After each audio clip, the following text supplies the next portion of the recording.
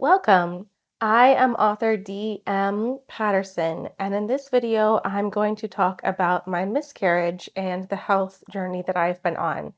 So, if this is not a good topic for you to listen to right now, please put your mental health above watching this video. You can come back at it at a different time or just skip it altogether. Just like any experience, not everyone who has been through a miscarriage wants to talk about it, but I have always been very open about what has gone on, what happened, and my health journey and where I am now. So I decided to do a video, and this actually does tie into my writing because I do write about it. In this video specifically, I'm just going to talk about what happened in my health journey where it is now, but I want to do a part two where I talk about my writing and actually how my writing inspired this piece is a original Ruth Sanderson piece that I commissioned from Ruth Sanderson. So this actually was inspired by something that I wrote. And I do think that writing is a wonderful way to help you process traumas. And even when you write about the good things as well, it's good to write to process the things that are going on. But I think that would make this video too long to tie what happened in my miscarriage and also try to talk about my writing in the same video. So that's going to be two separate videos. When I think about my miscarriage and where I would begin even talking about it, the fact that I was diagnosed with endometriosis I can't separate those two. Now, we don't know for sure whether endometriosis was the reason why I had the miscarriage, but it does play into my health journey. So, I was officially diagnosed with endometriosis after a laparoscopy in 2011, but I pretty much had known from the time I started my cycles around 8th grade, I think it was. I was on the later side of starting my cycles. Um, the pain was unbelievable. I would curl up into a ball and throw up, and I would have to sleep with towels and have changes of clothes. And it was just endometriosis is a very difficult thing to deal with. And I know that a lot of my health issues, even that I deal with today, started back then. I did start on birth control before I was officially diagnosed in 2011. I had already started birth control to kind of help with those symptoms and regulate things, and it did help. But for me, I ended up having to take the shots that stopped me entirely from having cycles, and that was the only way I was able to find any kind of relief, was just not dealing with it at all. In 2015, I was able to have my daughter. I did have a somewhat difficult pregnancy, just in that I was sick the entire time, but I'm very grateful I didn't need any kind of hospitalizations or any kind of medical intervention. And not only was she a full-term baby, she was 6 days after her due date. Now, after I had my daughter, I wasn't able to get back on the birth control because I was nursing. So the endometriosis, which one frustrating thing my doctors kept telling me was just have a baby and you'll be fine. Well, I had a baby and the endometriosis did not go away. I'm not really sure even to this day why just saying, "Oh, just have a baby to get rid of the endometriosis symptoms" is a thing they even tell people because I the first time a doctor told me to just have a baby was back in 2011 and I wasn't even married yet. And the second time a different doctor told me to just have a baby, I was newly married and we were not in any kind of position whatsoever to have a child. In May of 2018, I had finished my graduate work. I had achieved my Master's of Fine Arts in Children's Literature, and my husband and I felt like that was a good time to have a sibling for Freya. And I already knew that I was pregnant because I was sick already right away. But I think it was a day or two before Mother's Day in May, I took the test and I was pregnant. And Mother's Day was a fun way to tell the rest of my family that Freya was going to have a sibling. June 28th, 2018, I went to the OB for the first time. And my husband and his mom came too because they were going to do the first ultrasound and we were going to see the baby for the first time. So I went in there having all the confidence of having a child already and not having any of the signs of potentially something going on before I went in for the ultrasound. And when the tech put her equipment down and left the room, that was the first time that I ever had even the idea cross my mind that something could be wrong. The tech came back in with an obstetrician and they confirmed that there was no heartbeat. The baby was there. I could see the little tiny bean that it looks like, but they could not detect a heartbeat. And they said somewhere within the last couple of days, even because the baby had been growing, the heart had stopped. I decided that it was best for me to just have the DNC the next day because I knew that for me personally, waiting an entire week, the emotional stress that I was already starting to deal with would be too much, knowing that what I was carrying no longer had a heartbeat. I personally could not do that anymore, so I decided to have a DNC the next day. So June 29th, 2018 was a Friday.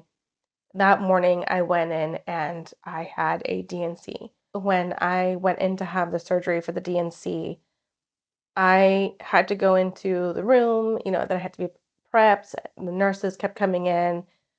They would ask me if I had eaten or drinking anything. No, I hadn't eaten or drinking anything. And they would ask me, "Do you know why you're here?" And every time a new person came in, they'd have to go over a list of things like the lists of medications that you're on and just to make sure that everything is covered and prepared. But then they would always have to ask, "Do you understand why you're here?" And I would always start crying. It would just be a whole nother wave of sorrow and sobbing. And I'm like, yeah, I know why I'm here. My baby is not here with me anymore. I was ready to be going back into the OR. And I remember being in the OR and it was absolutely freezing. I remember just, and I know why they keep it very cold because of germs, but I was so cold and we were getting ready. They were going to put me under, and then the OB that was performing the DNC at the time was called away. So I'm in this freezing cold OR. There's one nurse with me. She was very nice. She was, really quiet. She would talk to me every now and then. And then there was the anesthesiologist. I knew he was like sitting behind me somewhere with his stuff, but he didn't talk to me or anything. He didn't interact with me. But that's fine. I didn't really need him to. I mean, it probably would have been more awkward if he had tried, but I was in there for a solid hour, probably more. And I know that my sense of time was very warped because of the stress that I was in. But in our hospital on the maternity ward, and I know this also because I gave birth to my daughter on that same maternity ward back in 2015. When a child is born, the speakers play a little lullaby, and I'm in the OR, it's freezing, I'm distressed, I'm going back and forth between crying and just sitting there waiting for somebody to just get this over with. And over the speakers, I hear the little lullaby that comes, and I just lost it. I was sobbing and sobbing and sobbing. But it was something just adding on to, what I had to deal with. The next day, I had a party that was already planned to celebrate my achieving my MFA in children's literature from Hollins University. And I made the decision to go ahead and have the party because I wanted to be with loved ones. I wanted to be around people who were celebrating one of my achievements. And I just needed to be around my loved ones. The only thing I didn't really think about until I got there was how to answer the questions of, "Hey, how's it going? What's next? What are you gonna do now?" I don't remember really how I answered those questions. I don't know how many people knew I was pregnant to begin with. So at the time, the only thing was that I didn't really think all the way through was how was I going to manage those conversations. And again, so much has happened between now and then that I don't remember how I did, but I do remember that even now, I remember that I'm glad that I had that party. I'm glad I went ahead with it. So, it took a lot of planning and, we had no idea that this was going to happen. And I didn't want to cancel. I felt for me that it was best to be around the people to celebrate something about that was about me, something that I was able to do. And I'm glad I did because rescheduling it, I don't think would have, I don't know that it would have happened. The following day, so we are now on June 30th, 2018, which was a Sunday. I woke up with about 103 fever, and I was in extreme pain. It was excruciating pain, and I was went back to the emergency room. Um, at first they were like, "Oh, you're fine," but, I'm in with some of the worst pain of my life and have 103 fever. Sure, I'm fine. And unfortunately, this is the beginning of where I had years of not being treated very well. I do want to say before I talk about kind of the downward turn that everything took for a long time, I will never be anti-doctor, anti-medicine. I'm not going to, even after the years of frustration and the plenty of people, of medical professionals who treated me like garbage, I'm not going to trash the medical field in general.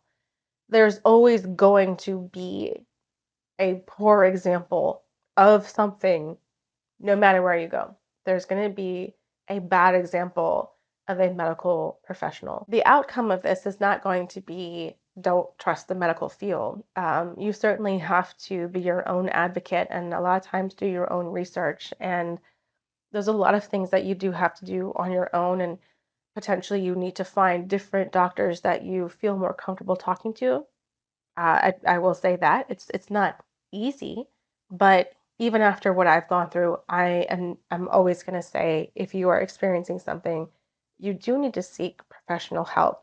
And unfortunately, it might be a while until you get the right team of people, but you got to keep going until you get there. So back on to Sunday when I was in so much agony and in 103 with 103 fever, they were going to discharge me with antibiotics without doing any kind of scanning or anything. And I got to the point where I was dry heaving. I couldn't eat anything, so I was dry heaving. I wasn't actually throwing anything up, but I had nothing to throw up. But I couldn't even walk around without dry heaving.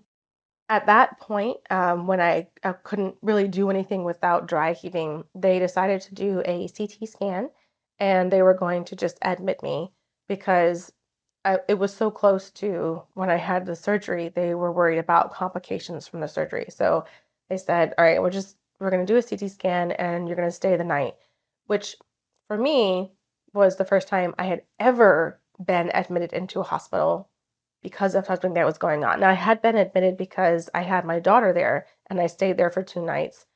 Um, no, that was it.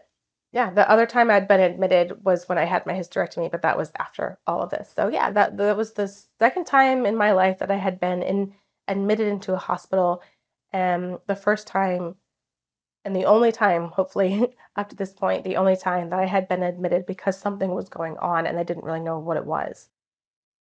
So the CT scan showed that I had a cyst that ruptured and the fever spiked to 103. I was in absolute agony. They got me into a room. They started pumping antibiotics in me to try to get the fever down. I got some pain meds, and that was pretty much it. It just kind of left me alone after that.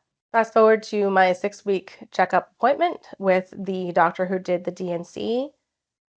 I did write about this and I posted it on my blog. I still remember to this day. I was on the table, the examination table, and my OB was literally heels up against the wall on the other side of the room. And she was so emotionless and she was very cold. And I remember telling her, hey, it's been 6 weeks and I'm still in agony. I am still in a ton of pain. I can barely do the things that I want to do. I was still trying to be active with my 3-year-old daughter. So at the time, she was 3. and my husband. So like, going to parks and running around with her. She was young enough that she still needed a lot of that, like, physical running around and picking up and all that stuff. I was still trying to be very active with her, and I couldn't. I was in so much pain that it was still interfering with my everyday life. And I remember her just saying, "Well, just take more ibuprofen, you'll be fine eventually." At this point, I began reaching out to some of the amazing women who had reached out to me and told me about their stories. And they told me if I ever needed to talk, I could talk to them. I started reaching back out to people and actually started trying to do some, light searches on the web. Is it normal to still have this kind of pain after DNC? 6 weeks after what happened? For the most part, my answer was no. I had women saying that they hurt for about 3 weeks afterwards, but definitely did not experience the amount of pain that I was experiencing at 6 weeks. Not saying that everything went away and there was nothing, no discomfort and things like that, but it was not the level of pain that I was still dealing with at 6 weeks. So I was beginning to experience the being pushed off, pushed away from the OB. And I remember also at that 6 week appointment, she was just like, "Okay, it's okay. You can just have another one. You just have another child now. Just you're fine." And I said, "Well, I don't really want to even think about having another child right now because I'm still in a great deal of pain. I don't want to be pregnant on top of having this pain. Can we figure out what this pain is?" And she's like, "Oh, you'll be fine." Cool. So not only when I was first diagnosed with endometriosis and not even in a place where I could have a baby was I being told, just have a baby and you'll be fine. Now, fast forward, I just had a DNC and after 6 weeks was still in a great deal of pain after being hospitalized, for because of a cyst rupture and being told, "Hey, it's been 6 weeks. It's the magical 6 weeks number. Magically you can just go forth and have another baby." And that was really when I started realizing, oh, this is not going to be, this isn't going to go away easily, and I'm going to have a really hard time with these doctors. This next part, I'm just gonna kind of scrunch the timeline together and give like an overall because I don't really want to go into every single detail. So like overall, over the next several years, I kept going back to each of the doctors. So at the hospital, I think there were five OBs at the time, and I was at the point where I was trying to just see who would see me. Like, it's just I wanted to get an appointment with someone who would actually see me. The one who did the DNC didn't want to see me anymore. There was another OB that I later learned wouldn't even take my case, didn't even want to see me at all. At one point, I saw an OB who was willing to see me, but who was also just so very apparently out of his depth. He's like, "I do not know what's going on." He sent me to see a gastro specialist. So that was at least the first time that I went outside of the OB, because the pain was just kind of all over my core at that point. And he was just like, "Well, why don't we just see what's going on with your intestines and stuff? See if there's something like adjacent to the OB part that maybe that's going on." So at this point, it's been months, and I went to a gastro specialist with my husband because every now and then I would ask my husband to come with me to these appointments because I was having a very difficult time talking. I was starting to just shut down during those appointments because I had a very difficult time even wanting to continue talking to the doctor as soon as I felt like they were no longer listening to me and they just wanted me to just go away and not have to deal with this problem anymore. He's literally asking me questions during this appointment about my miscarriage, like how far along I was, what happened, how did I find out, what happened during the surgery. How am I not supposed to cry when this is very fresh? I mean, it wasn't I don't think it was even 6 months at this point when I'm seeing the first specialist, and he's very frustrated with me for crying. And my husband's trying to help me out as much as he can, but already this male doctor is so impatient and frustrated with me. And he did not do any exams either. No exams, no imaging, nothing. It was one appointment with this one man who was a gastrointestinal specialist who saw that I was crying because I had a miscarriage and I had continued pain and said I needed antidepressants. And without even asking me, by the way, I had to tell him that I was in grief therapy, and I was in grief therapy. That wasn't a lie. I was in grief therapy. I had to tell him I was in grief therapy. And at the time, my therapist also agreed with me that I did not need antidepressants. I just need to continue with the therapy. So he didn't even ask if I was doing therapy. So I said, I don't need antidepressants. I'm in grief therapy. I am in physical pain. I need this pain to go away. And I don't have anything with reflux or anything. So I don't want to just randomly start taking a medicine that's not really going, reflux is up here. My pain is in my core. So I was really frustrated with that. I was really impatient. I did not make the follow-up appointment and I just ignored the whole gastro thing for a very long time. It was actually probably about 2 years later, after the COVID shutdown and everything, after things started opening up again, that I did decide to go back to a gastro specialist, but I requested a different one because I was not going to go back to that same guy. And I remember that was actually, they had a little bit of an issue with that. I got a little bit of an attitude with the girl. And I was like, listen, I'm not going back to him. You put me with somebody else. If the insurance has anything to deal with it, then I can call them and tell them why I don't want to go back to him. So even switching to another gastrointestinal specialist, that was very frustrating. But anyway, so to continue this thread, the gastro part, I saw a woman and I was still having issues. And we're talking like 2 years out at this point. She did 3, 4, 5, 6 tests. I had 6 tests done with her. We did have some findings. She did help me with some things. Now, it wasn't exactly what I'm dealing with now. It wasn't tied specifically with the surgery. It wasn't tied with what I did realize and what I was able to eventually find out was going on after the surgery. But there were findings.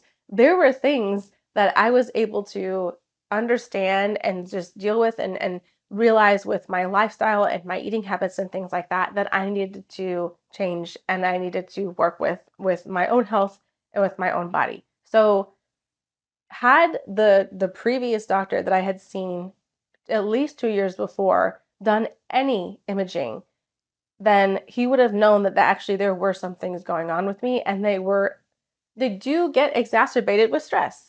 So that was the gastrointestinal part of all of it. Seeing the doctor, who was the man first, just wanted to throw antidepressants and antacids at me, didn't bother with any of the imaging. About 2 years later, went back, got a whole bunch of imaging, do have a better understanding of my intestines and all that, do understand that some things can get flared up with stress, and do understand that while that could have been part of the whole core and abdominal issues and pain that I was going through, it was not hand in hand with the miscarriage, and it was not a complication from the surgery. Backing back up to when it first happened, I began specifically to have a very sharp pain right here in like my lower back, like the right side. It was something that started, if I can explain this in a way that makes sense, like my entire core was very sore and I was dealing with continued pain on pretty much the entire area. But there, it started becoming a very, very sharp pain. It became a lot more noticeable and it became more consistent the longer the time went. And another side here, I am not expecting for doctors to like come sit next to me and become like crying messes when things are going down. I certainly wouldn't want that in a doctor either. But I have since had doctors who were so compassionate and they were so very concerned and they were very personable and they were in the room with me and they didn't look at their watches like they had other things to do, and they talked to me like I was a real human being that they cared about,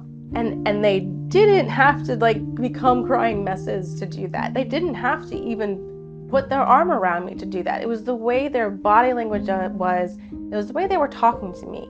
So I'm not saying that this woman who did the DNC and who like would not talk to me at all about the continued pain that I had. I'm not saying that I was expecting her to be a mess with me, but she was very cold. She was very rigid, and literally, like, if she could have backed up even further into the wall, she would have. I don't appreciate that. I was in the worst, really, the worst time of my life. It was the worst thing that I've ever gone through. And the one person that I needed medical assurance from was not having it. That was very frustrating. So the layer of psychological damage that first she started, the gastrointestinal doctor who just wanted to throw antidepressants and acids at me, when I began to realize that these doctors didn't want to touch me, they didn't want to mess with me, they just wanted me to go away, that then the panic attacks happened, because I kept wondering, what is going on inside me that they're not willing to figure out, and is it going to kill me? I had horrible panic attacks. I would wake up at 3:30. My heart would be racing. I would be drenched with sweat, and I just knew I was gonna die. And my husband would have to say, "It's okay. You're having a panic attack. Just hold me. It's gonna be all right." But I didn't know if I was gonna be able to I didn't know if I was gonna make it. I didn't know if they had messed something up in the surgery and they weren't telling me. I didn't know if they were covering for a mistake that was done. I didn't know if there was infection brewing inside me that eventually was going to take my life. And to not be taken seriously by the very people who were supposed to help me, it added a very psychological layer to the damage that was already being done. Finally, in November, so from June to November, I went back. I was finally able to see the OB that I liked and trust. And I told her, by that point, I had seen the gastrointestinal specialist, and I had also been in and out of the ER, which I will talk about the ER in a minute. But I told her, I don't know what else we need to do, but this pain is unbelievable. I can hardly function with this. It's gotten worse, and I don't know what's going on. And she said, all right, we need to do another laparoscopy. So we did another laparoscopy, more of a exploratory surgery, and it turned out that the cyst that had ruptured in June, so the cyst that ruptured that put me in the hospital to begin with, I had, I guess, remaining tissue that had developed into another cyst in my abdominal tissue in the back behind here, that when they did the ultrasound, my uterus was covering the cyst that was forming back here. And it became, it was growing. The reason why the pain was getting worse and why I was having a more difficult time as the time progressed is because it was growing. And because it was in my abdominal tissue, when I moved around, which, I needed to do every day, it was just grating against the cyst, and the pain was unreal. I felt better there, but by then, by the months of being told that I just had to just get some antidepressants in me and I'd be fine, the damage that was done to my psyche and also continued pain in my core and in my pelvic area, the damage was done. And that was just it. Even though it was a positive thing, and from June to November, come that November, I was able to have that cyst removed, and I was able to finally have relief from the cyst that was in my abdominal tissue. There was so much that had been done to my emotions, to my psyche, and to the muscles and everything in my core that were still hurting, that I continued to just not do well. It was a downward spiral. I had to be put on multiple rounds of different types of antibiotics to try to help me heal from the surface level from the incisions, and then also anything that was going on inside from the surgery. And I had gone to the emergency room a handful of times at this point, and I would continue to have to go to the emergency room because I didn't know what was going on. So now I will take some time to talk about the emergency room. So I was so scared that I was going to die that I was willing to put up with how terribly these people treated me. And again, I was just told, hey, you should just take some antidepressants and chill out. I'm like, cool. I'm not against taking antidepressants. By the way, thanks for even asking me if I'm doing any kind of therapy. I would have to tell these people I am doing grief therapy. And if anyone decides that I need to take antidepressants, it's going to be the doctor that I'm doing grief therapy with. It's not going to be you. And I would keep telling them, I'm here because there's something physically going on with me, and I am in excruciating pain, and I'm scared. And they did not care. They did not want to spend the time with me to figure out what was going on. And that in turn amped up my anxiety because I was so convinced that whatever was going on was going to kill me before anyone decided to help me. So it was a very, very vicious downward spiral. I would be in agony. Nobody wanted to help me. I was scared, so I would have panic attacks, which made the pain worse. So I went to the emergency room, but they didn't want to help me. It was awful. I was in I spiraled into such a dark period of my life. I could not get over the pain of having the miscarriage because of all of this continued agony that I was in. It was so difficult to move past and to heal the way I really wanted to. And this is something that I even talked about in my grief therapy. It was so difficult to be able to say, yes, I am taking steps and feeling peace and feeling like I'm moving on when my body could not heal from what happened. Eventually, I would get to a OBGYN in VCU, through VCU. I just completely went away from the system where I was here. And she convinced me to get on antidepressants. And she convinced me to get on them because I, at that point, was experiencing nerve damage and nerve pain. And this is where, to this day, it says in June of 2025, I have a lot of nerve issues. I have a lot of nerve damage. I have the fallout from all of this is my nerves are a mess. And she said, look, I appreciate that you did grief therapy. I went back to my other therapy after I did grief therapy. I have been doing therapy on and off for years. She said, I appreciate that you're doing therapy. And I understand now that you were able to show the doctors, hey, there actually was something going on. There was some physical reason and physical pain of what was going on there. So you guys really should not have been ignoring me and treating me the way you were.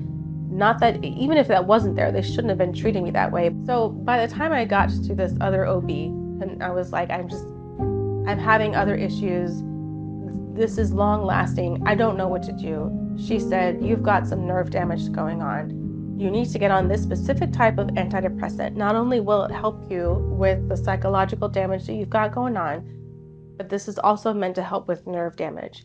And the only reason I was willing to take it for myself, again, I am not against antidepressants. I was against the doctors who just wanted to throw it at me because they didn't want me to keep coming back to them and because they didn't want to help me. She helped me understand that not only was it going to help with my psychological, the damage that was done, and help me get through the psychological struggles that I was going through, but it was also meant to help me with the neurological pain that I was very, very much dealing with. And she was right. I was able to get on it, and my body was able to handle it, and it did. It cut my pain, not all the way, but I'm going to say it cut it in half for me. It brought everything back down for me into a level that I could just begin to live with. I could begin to adjust what my new level of life was going to be with this new level of damage that I had in my body. Right before the COVID shutdown, I was pregnant again. And I knew this because I had known the first 2 times. I knew that I was pregnant before the test could even tell me I was. But it took a little while, but I know that I miscarried. That one, it wasn't as late as the 10-week where I had to have the TNC, but I know that for a very, very short amount of time, my body was regulating and I was okay, and I was able to get pregnant again. It was a very short amount of time. And then when I lost that one, my body spiraled. So that began the very difficult steps towards eventually having a hysterectomy and, making that ultimate decision where I needed to be healthy and here for my daughter and for my husband. Because that miscarriage happened during the shutdown and I hadn't really made it very public to begin with, it's not something that I bring up a lot. I will put on medical papers and things that really do need to know what's going on with your health, your past history, that I had 2 miscarriages. But fortunately, it wasn't something that landed me in the hospital. I wasn't as far along as the first one, but I know for sure. I know I was pregnant and I know I lost it because there is such a defined time period during that when I felt well enough to become pregnant, and after I lost it when my health just plummeted again. And I had to make that decision to get back on birth control to try to regulate my body as best I could with the continued complications that I was already having from the first miscarriage. So fast forward again, after things started being able to open up again and appointments were able to be opened up again to more than just emergency appointments. This was roughly end of 2021, I think early 2022, that I was able to see the doctor at VCU, the OB at VCU, who put me on the antidepressants and then told me to go to a neurologist at VCU. This is the point in my time frame where I was going from very, very, very, very low down and spiraling downwards to starting to come back up again. And seeing, first of all, an OB who took the time to listen to me and help me, and then who told me to go see a neurologist who would continue to help me, who would then continue to help me build the team that I have today. And through that, I was given the diagnosis of dysautonomia. I was also diagnosed with being on the spectrum of POTS, postural orthostatic tachycardia syndrome. That's when your heart rate and blood pressure, it's hard to regulate when you're coming up and down based on your posture. So postural, your posture. I am not to the point where I pass out, thankfully, but I do get dizzy. I also began to have a very difficult time walking. So when I have what I call flare-ups, it becomes very difficult for me to move my muscles, my arms and my legs. So I now have a cane that I walk with, and I have to, when I have a flare-up, I have to pretty much just lay down in bed and do nothing until I drink water and I rest enough for that to pass and I'm able to get up and move around again. I have times where what I call as my legs go offline. And unfortunately, every time this has happened, I've been standing. And it's where my brain is kind of has this moment of, where did your legs go? And I don't lose consciousness, but I lose the ability to do anything about the fact that I'm falling. So I am aware and I can see that I'm falling, but I cannot physically move or do anything to stop myself from falling. And yes, I have hurt myself multiple times. It's just it's a little bit different from when I get very, very tired or when I go into a flare-up where it becomes very difficult to move my legs. My mind is still aware that I have them, and it's a different type of strain to move them. It's different from when they go offline. Whereas suddenly my body, I don't have legs. They're not here anymore. And I'm going to fall because you shouldn't be standing. You shouldn't be upright if you don't have legs. So I'm going to fall. So these are episodes that I deal with even to this day. I do take my cane with me if I'm going to be walking long distances. And I do also find that walking downstairs, especially stairs that I am not familiar with, I have to go very slowly. I make sure that I'm holding on, to a railing, and I just take it slow, take my time to get down the stairs, because times like that is usually what triggers the, oh my gosh, you don't have legs, so I'm just gonna, fall down the stairs, which has happened before. Whether or not things like the dysautonomia was already there and the POTS was already there and the miscarriage kind of lit a fire or threw kerosene on the fire that was already there, we don't really know. Things like dysautonomia can develop after a trauma in the body. It could be a part of a trauma response, so it does make sense that I would have developed it after the surgery.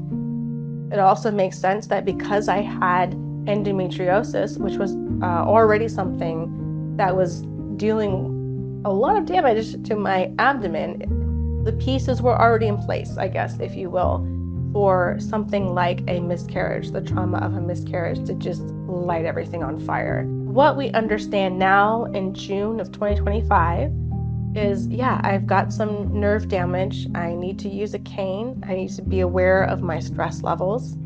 If I'm going to be walking for long distances, I need to make sure that I'm nice and hydrated, which I had to be hydrated anyway every day, but a little bit more so hydrated.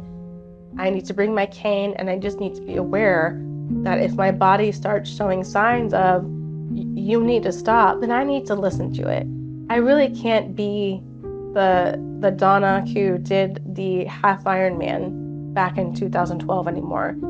So where I am now, with the understanding that I have now, with the great team of neurologists that I have, with the doctors and the physical therapy, I have a team of people who are helping me understand, hey, you know what? You, at your point where you are now, if you have a flare-up and you're flat on your bed, then drink some water, put on some music, and enjoy that time of resting. Stop pushing yourself. I have my great team of neurologists. I have an amazing team of physical therapists. I have great doctors, other specialists. I have a good team of people around me medically. Now I'm on medicine that I know is helping me. I'm going longer periods of time without flare-ups. I'm understanding a little bit more of what I need to do for my body. So I'm in a much better place now, and I'm very, very grateful for that. One thing I didn't even touch, because I was focusing on all the medical parts of this, was I have an amazing family and I have an amazing group of friends. I have been surrounded by unending love and support. So I'm going to end that here, hopefully on a positive note. I am doing great, and I will see you in part 2.